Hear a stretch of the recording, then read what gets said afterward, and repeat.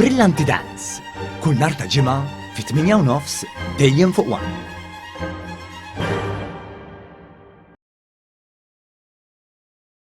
Mart il-Prim Ministru Dr. Lidja Qabela sostniet li flimkien nistgħu nġibu bidla soċjali, kulturali u anki ekonomika biex ma nittolleraw l-ebda tip ta' diskriminazzjoni.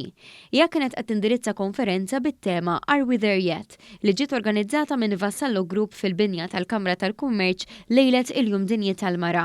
Dr. Qabela nnutat li pajjiżna mexa l qudiem f'dak li għandu x'jaqsam ma' differenza fis-salarji bejn in-nisa u l-irġiel, dik magħrufa bħala l-gender pay gap. Filwaqt li saħqet li pajjiżna tfadalu x'jaqdef f'dan ir-rigward, innutat li d-differenza fil-pagi niżlet għal 10% u taħt il-medja Ewropea. Madankollu rimarkat li rridu nibqgħu naħdmu għal ugwaljanza totali.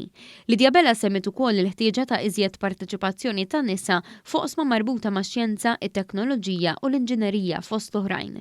Qalet ukoll li huwa meħtieġ li jkollna iżjed nisa jaħdmu fuq oqsma marbuta mal-innovazzjoni u l-intelligenza artifiċjali, setturi tal-preżent u tal-futur.